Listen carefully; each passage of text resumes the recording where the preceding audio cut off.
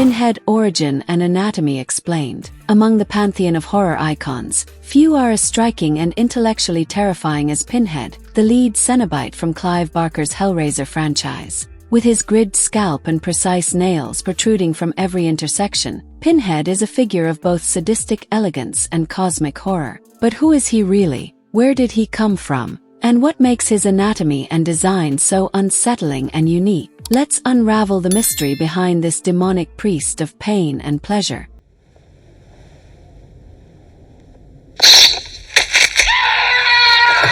The human behind the horror, Elliot Spencer. Before he was Pinhead, he was Captain Elliot Spencer, a British officer who served during World War I. Disillusioned by the horrors of war and traumatized by the senseless carnage he witnessed, Spencer lost his faith in humanity, God, and morality itself. His descent into nihilism led him to seek extreme experiences, those beyond the boundaries of mundane human existence. Eventually, he came across a mysterious puzzle box known as the Lament Configuration, crafted by a toymaker named Philip Lamarchand. It promised untold pleasures to those who could solve it. What Spencer didn't know was that solving the box opened a doorway to another dimension, a realm ruled by the Cenobites, extra-dimensional beings who explore the furthest limits of physical sensation, transcending traditional concepts of pleasure and pain. When Spencer opened the box, he was taken into the Cenobite realm and stripped of his humanity, memories, and even his name. Reborn as a Cenobite, he became what fans know today as Pinhead,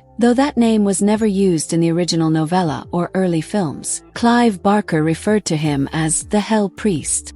The birth of a Cenobite. The transformation from human to Cenobite is not a mere change of appearance. It's a fundamental reshaping of the soul and body. When Spencer became Pinhead, he underwent a process that erased his mortal identity. His desires were deconstructed and reassembled into a new form of existence, entirely devoted to experimentation and suffering. Unlike traditional demons or monsters, Cenobites aren't evil in a binary sense. They follow a strict cosmic order, summoned only when someone willingly opens the box. They are explorers, as Pinhead once stated, demons to some, angels to others. They do not hunt, they are called, and when they come they offer no escape. We have such sights to show you. Anatomy of a nightmare. Pinhead's design. Pinhead's design is both disturbing and mesmerizing, and every detail serves a symbolic purpose.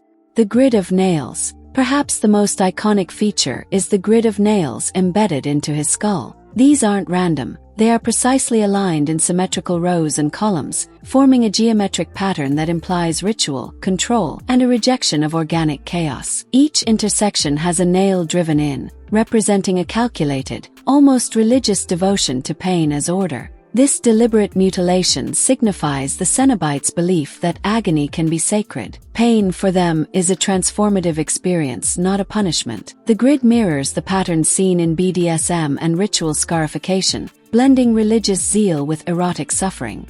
The pale, bloodless flesh. Pinhead's skin is unnaturally pale, almost blue-white, suggesting the absence of blood circulation, which hints at his undead or post-human status. The lack of warmth or color dehumanizes him. He is neither dead nor alive, but something that exists between states.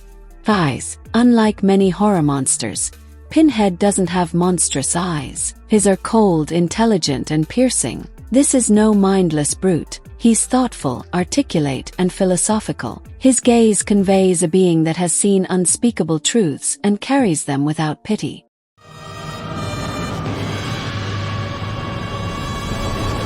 The leather attire. Pinhead and the other Cenobites wear garments made of black leather, fused with their own flesh. These outfits aren't costumes. They are part of their anatomy. Hooks, chains, and torn skin accentuate the idea that their very bodies are experiments in sensation and self-modification. The aesthetic draws heavily from S&M subculture, echoing themes of control, submission, and the blurred line between ecstasy and agony. But in the Cenobite realm, these elements are not human kinks. They are elevated to theological principles.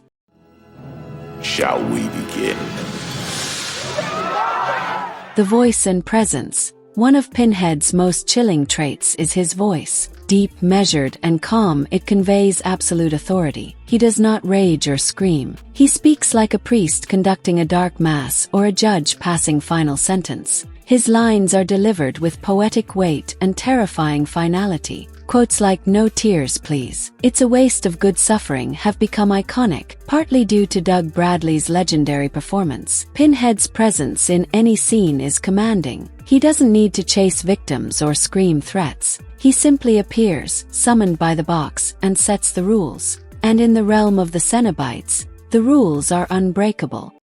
We want the man who did this. The philosophy of pleasure and pain. The most disturbing part of Pinhead's character isn't his appearance, it's his philosophy. As a Cenobite, he no longer distinguishes between pleasure and pain. To him, they are part of the same spectrum, opposite ends of an infinite experience. This ideology challenges viewers on a deep, existential level. The Cenobites offer pleasure in a way no human would understand, through mutilation, eternal torment, and total surrender of the self. They are religious zealots of sensation, believing they are giving their victims a divine experience. This conceptual framework makes Pinhead more terrifying than your average slasher. He doesn't kill because he enjoys it. He delivers what was asked for, fulfilling the cosmic contract of the lament configuration. Then what the fuck is that?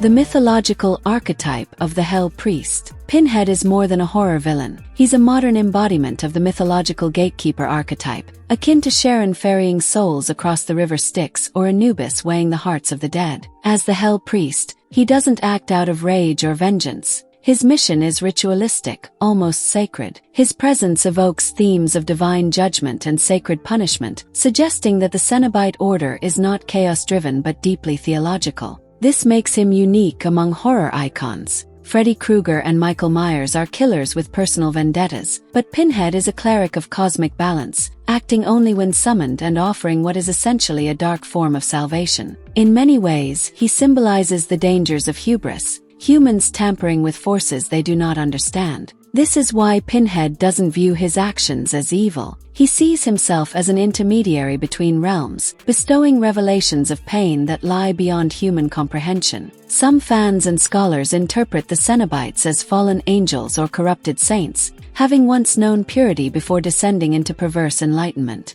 Their behavior mirrors religious zealotry. Pain is divine, suffering is enlightenment, and the body is merely a vessel to transcend. Pinhead's calm demeanor, ceremonial speech, and refusal to act outside the ritual of summoning reflect this sacred order. He's not a monster in the traditional sense. He's a metaphysical function, a spiritual consequence of mankind's search for experience beyond the flesh. In that sense, Pinhead is less a killer, more a cosmic revelation.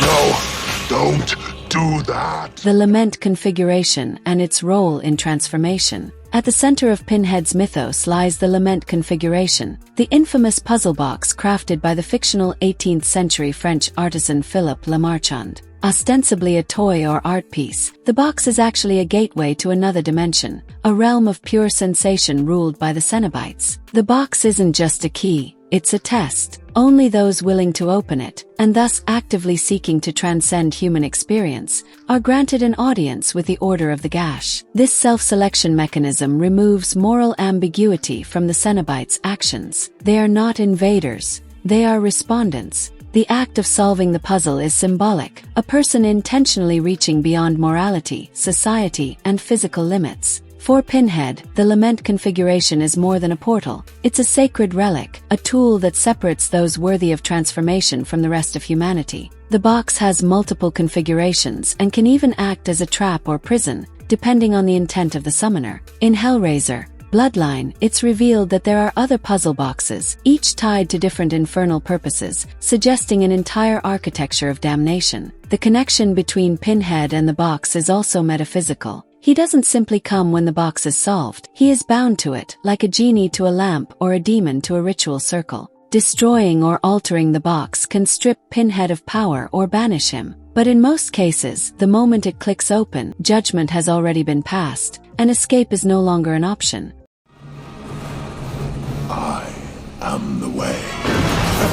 Evolution through the films. Over the course of the Hellraiser franchise, Pinhead's character evolves. In the early films, he is more restrained, acting only when summoned. However, as the sequels progress, he becomes increasingly autonomous and malevolent, especially in Hellraiser 3, Hell on Earth, where he is split from Elliot Spencer's human soul and becomes a truly demonic force. Later films attempted to give him more backstory, sometimes undermining the mystery that made him terrifying. Nonetheless, Doug Bradley's consistent performance maintained the character's gravitas. The 2022 reboot reimagines Pinhead as a female-presenting version, played by Jamie Clayton. This incarnation is more ethereal and alien, with an updated anatomical design. Instead of leather costumes, the Cenobite's flesh is peeled and arranged into symbolic patterns, making their very bodies living sculptures of torment. This design returns the franchise to its roots in body horror and philosophical terror, rather than simple gore or jump scares. Come on! Come on! Pinhead's powers and abilities. Pinhead is not just a figurehead, he is immensely powerful, though his abilities are rarely displayed in flashy ways. His powers include a teleportation. He can appear and disappear at will, often instantly. A summoning chains. His signature attack involves long, barbed chains that can appear from nowhere to ensnare, mutilate, or restrain victims. Illusion and reality warping. Pinhead can manipulate environments, creating mazes or nightmarish settings. A psychological control. He has a profound understanding of human fear and desire, which he uses to torment his victims mentally before the physical torment begins. A immortality. As a Cenobite, he cannot be killed by conventional means. Only through arcane rituals or cosmic intervention can he be banished or destroyed. Despite these powers, Pinhead operates under strict rules. He only acts when summoned. This makes him not a chaotic evil but a lawful executioner of metaphysical contracts.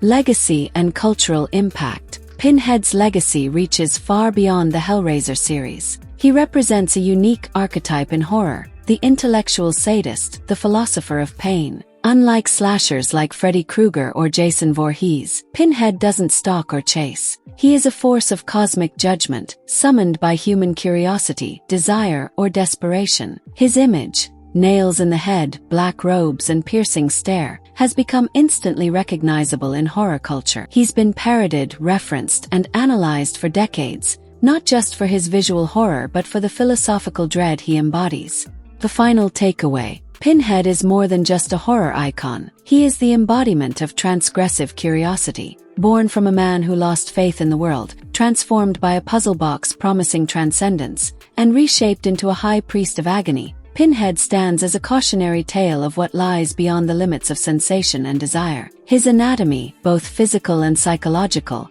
is meticulously designed to disturb and provoke. Through him, Hellraiser asks, what is pleasure? What is pain? And what happens when the boundaries between the two are erased? In the end, Pinhead doesn't chase his victims. He waits for them because inevitably, someone will seek what they should never have found.